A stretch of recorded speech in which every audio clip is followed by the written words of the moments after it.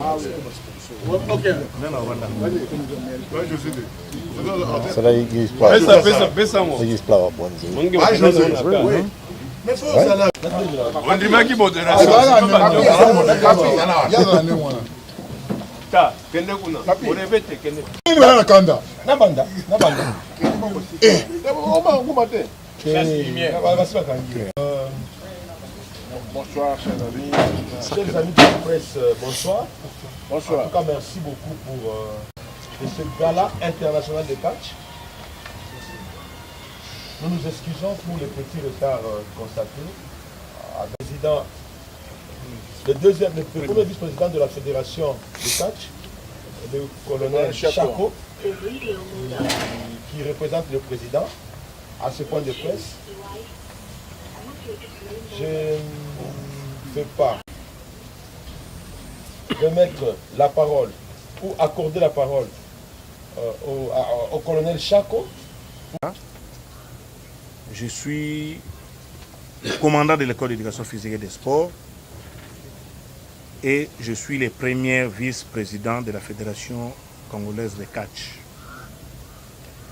Je représente et je parle au nom du président de la Fédération congolaise de catch qui est M. Franck Diongo.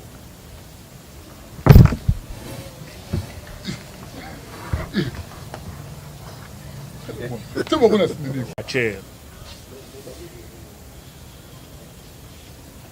qui viennent directement de la Grande-Bretagne et nos catcheurs congolais.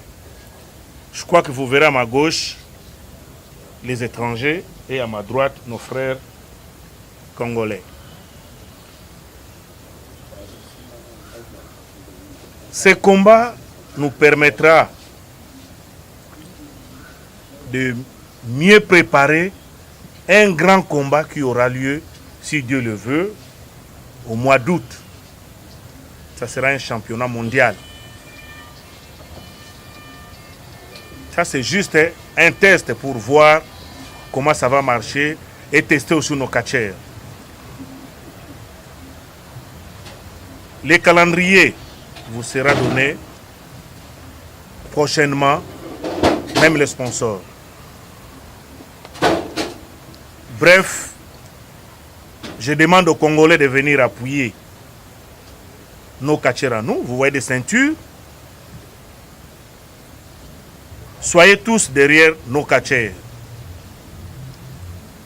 Congo est un pays hospitalier. Ne décevons pas nos frères étrangers qui sont avec nous. Et sur ce, c'est juste un combat amical.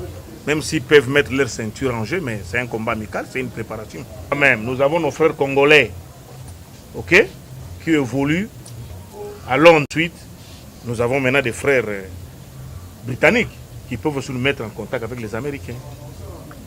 Ok?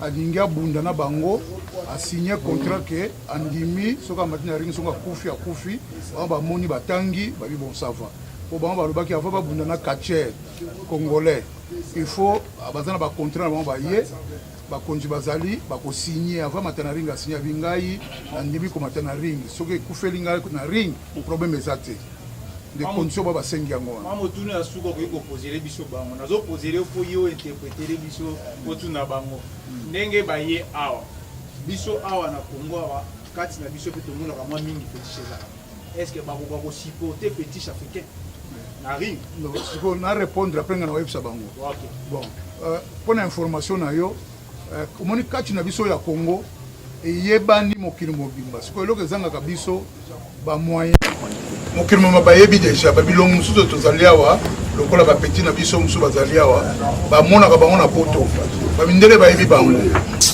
donc yango na ezoko senga biso awa pe to bonga matozala prêt poto la kisa na ba mindele po moni so bango mbale baye awa baye ko tester na baye ko tester parce que catch ndingo moni ndingo lobaki ke catch les Américains ba Americain na ba anglais ba batumoko soko tali ba komana bango na YouTube omona bango année passée les basangisaka international professional wrestling bazi ba Catcheur nyonso basangisi babunda bango baganyaki ceinture ya championnat mondial so boyebi EG waza na succès mikolo so tali kombana oteleka na YouTube obeti EG Christopher Daniel contre John Stone omona baganyaki ceinture o batiaka ba international federation donc bazawana babunda na Ameli babunda na Japon première fois baye awa babunda ba Catcheur congolais pour que ba Catcheur congolais ba pe danger basala ka fétiche baby style on a fétiche mais ba on peut baza prêt About voodoo in Congo. Well, we've been advised that it's voodoo. I've never come across anything that's voodoo in my life. As far as I'm concerned, I'm made of flesh and blood, and so is my opponent. I've come here to the Congo to wrestle anybody that's willing to take me for my title. Now that doesn't mean I'm going to wrestle anybody that comes in the ring with an animal or anything like that. I've come here to wrestle a human being, okay? I've done 30 years in the professional wrestling. I've done it all over the country, all over my country, all over Europe. Now Papa T asked me, was I interested in doing the Congo? And I said, why not? There's a lot of people that told me it's dangerous in the Congo. Shouldn't go there. Nothing bothers me. Nothing bothers me. on a expliqué dans le lobby et que ça qui est membre catch ya kisi amona gango nenga zawana ya bunda partout abunda partout atambola pona kubunda ça plus de 30 ans na kubunda doazo bangate aibike atamuta kisi wana za mutu aza nyamate donc il y a yebika ye kubunda na bato eza na kisi na bango eloko baza bato ye kubunda na bango azo bangate po yebika obeta bango 30 ans bunda na nous et puis na 30 ans banda bunda na baboto le sentir na IPT yena tika now Maxi Bio Café yango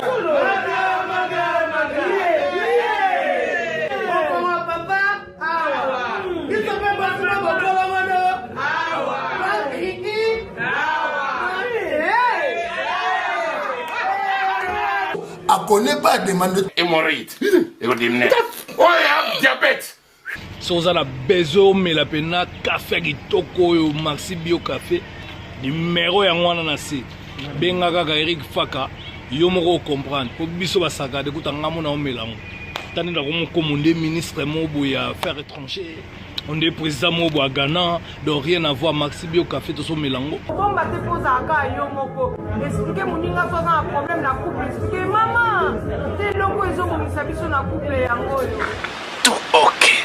tous les malades écoutez qui n'ont Maxi Bio Café nga vie de loin na melakango et bongo yo ayuna pour yango zo traité pe éjaculation précoce mari de nuit femme de nuit envoûtement familial biloko nyonso so meli café kitoko atuka numéro ngana se boluka yemo grand prêtre Eric Bio Café et au selection de lengue tomela ka na bino yango force mbetu danger Maxi Bio Café original bande ko tomela yango pour la santé na biso ezali population Catcheur baye pour ko service population donc soki biso to yena bango parce que ba Catcheur na biso sangweke na poto babi ke style moko et bimi ya sika ça style congolais style fétiche ou ezalaka te o ba style ezebele style allemand style français style alaska style américain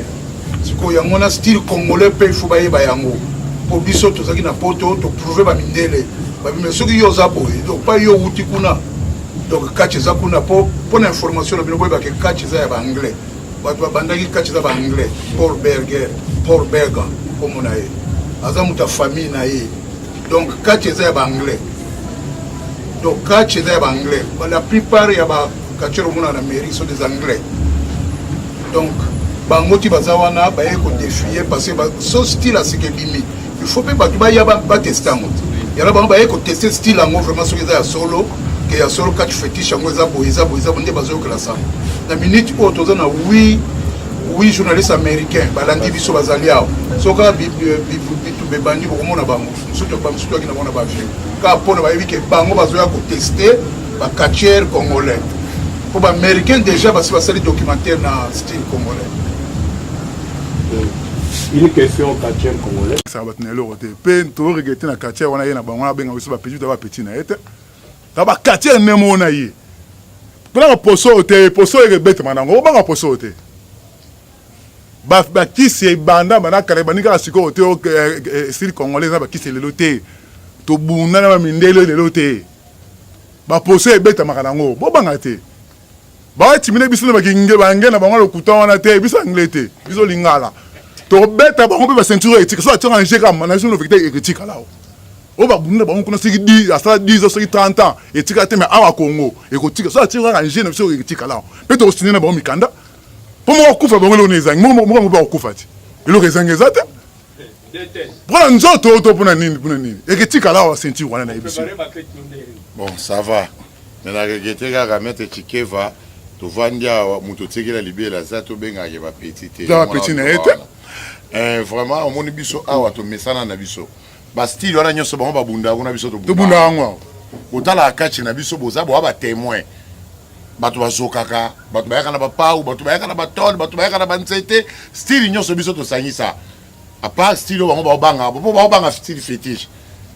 Mais biso to bunda ba na style nyoso naza donc nde na boye na ba clete ya Congo ya Kinshasa na yebi ke bozala ya osepela. Bo ba ngote pona poso. To mesana biso to koya kana ba mabaya mais bango so ba bi na ringi na biso ay rouge. Ba koya kana ba tapis au moins ya ba 50 cm. Na biso to koya kana mabaya. Donc to kuba kolega bango bozala ya osepela. Na yebi ke na confiance na bango. Si ba ota poto ba gete anji ba ko beta mana ko. Nyoko zo mo eza wa na ngweza abati. Wa na za ko ari. Si bango bazawa na bo banga bango te. Biso abatu ko beta bango. Na bisa ko na misomo do saka dimanche ngana bisa ko ni. Ata ba ye. Ata batamba ba ka sa ma tu ba sa ma. Ta ba ko. Ondimo signer liwa. O eza mabele na biso. Ata siko so bezi kana. Bango ko signer te. Bango ko kufa na ko beta bango. Bande bazana moko ko bima wa azate ba ko beta ma awa. Ba mataba kita. O zali kama wa bele. Ta ko kita. Ba isa te bala ilo côté devant bango. O ezanye. Oh yo!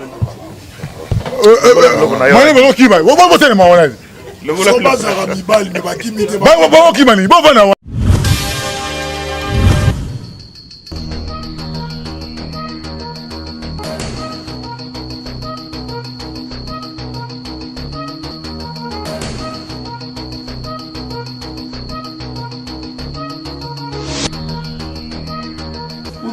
Soit mon frère, on a la solution. C'est vrai. Maxi Bio Café.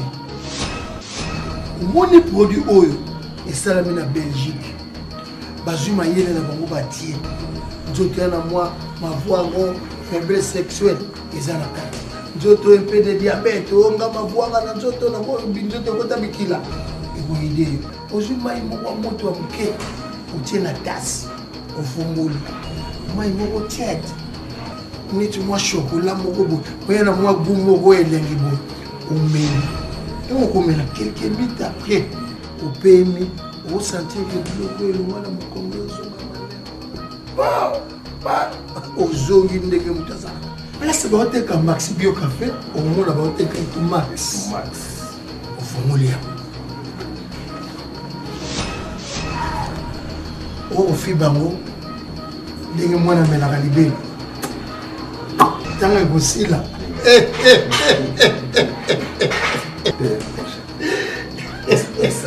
vas-y Mon solution Maxi Bio Café ezongisi sourire na ngai je te sengaka kila te soko lingi kilelo wana nzoto tala solution en tout cas solution ba problème à santé na bino c'est Maxi Bio Café. Pour trouver ces produits, une seule adresse, chez Swakop. Nous sommes sur l'avenue de la Nation numéro 12, Kinshasa Gombe, référence City Market. Nous sommes juste en face du centre Wallonie-Bruxelles. Maxi Bio Café, la solution à vos problèmes. Il y a tout dedans. Maxi Bio, Café original.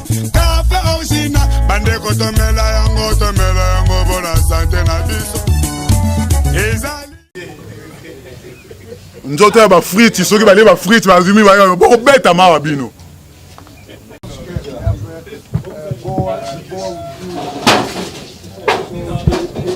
Basingara ya ba micro ki. Tuma misinga micro.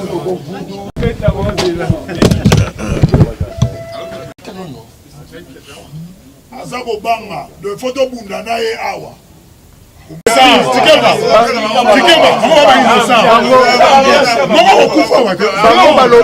Message na bango balobi omoni église baza batu ya église protestant bazobanga kisi te bango bazali ntango sango mema kisi na yo. When you're in the ring, it's 1 against 1. I'll bring my belt, I'll bring tables, I'll bring chairs. So don't worry about your snake or whatever you do. Come and see the show and you will see. 2 men enter, 1 man wins. End of story. See you in the show.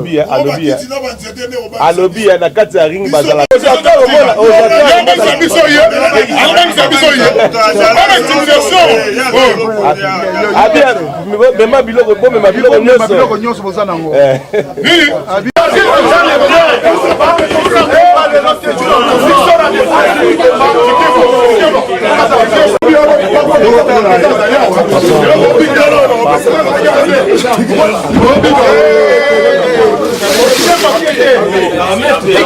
RDC eza eloko makasi. RDC eza eloko makasi. Merci président, merci. Elingi koloba nini lisusu. Soki bino population na biso eza sima bato na biso te tozala makasi soki moke te. C'est pourquoi tozosenga ke bo soutenir ba Catcheur na bino ya ba Congolais. Toyoka soni te etikala awa. Soutien na bino nde kopesa makasi na ba Catcheur na biso. Boya mingi boya kotala bitumba ya solo nakanisi bandeko na biso ba fanatique na biso balunga catch bayoki bakopesa bino calendrier d'ici demain bakoyebisa bino ekozala wapi ekozala motu ya boni pembeni ya ring ezali boni na pourtour ezali boni. Mais toujours au senga kaka boya ebele ko soutenir ba Catcheur na biso. Merci mingi. Because it doesn't mean nothing. Okay? When I step in the ring with my opponent. That's what happens. I don't need to shout, I don't need to argue. Okay? I'm here, come to defend my title. I'm going to take my title back to the UK. Nalobi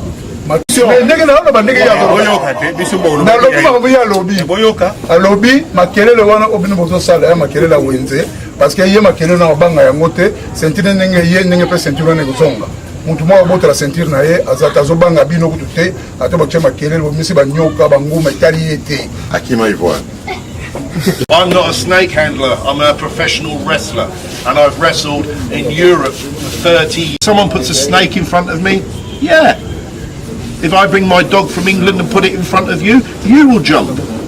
Alobi ninge ya zona pe ye pa na mbwana ye, suka yaki na mbwana ye, ninga pe Kim Sabino. Même ninge yo ye na Nioka na yoti a kimi muke parce que c'est normal, ya a boko la kaba Nioka te. Mais ye aza sir na ye le boko bunda yo tika ba Nioka no na se ko za na ring to ko za bino mutu de place on ande pa ko betam. Merci. So you have something to say? Just want everyone to know we're here to work together, give you guys a good show. Thanks to the Congo Federation for inviting us. And we'll see you bring your snakes and let them be entertained and let them watch who will be the winner. Let them see it. Okay? There's no need to do all this in front of people here when they're being recorded. You're going to be professional, and in the ring you can shout and scream when I beat you 1, 2, 3. Alobi ezate ke pona miso ba to camera bozo cha makelele metongo za na ring akubeta 1 2 3 gagner azobanga loko te depuis combo na ye comme des amis Mr Fit ngo bana na anglais ngo ba mutu aza donc ready donc alenda donc Mr Fit donc ya za Mr TNT za kwa bomb donc putain na ye za bomb biso to zo ba na ye te po ba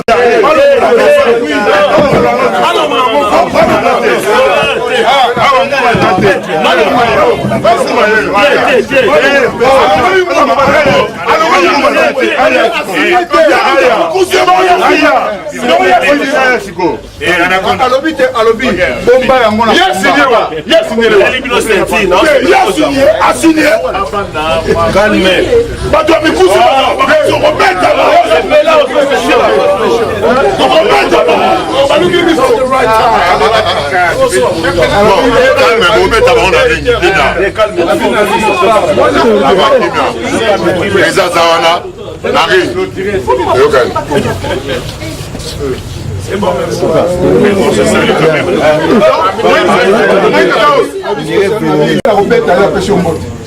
Comment dire? Yo Robert Tangai. Na mokusi wana ozala ngo Robert Tangai. Bato mikusi ba makasi yebi sema ba na lobi.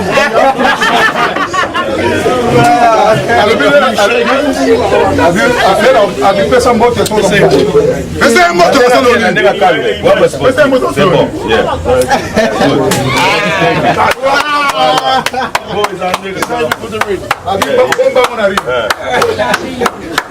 Yeah.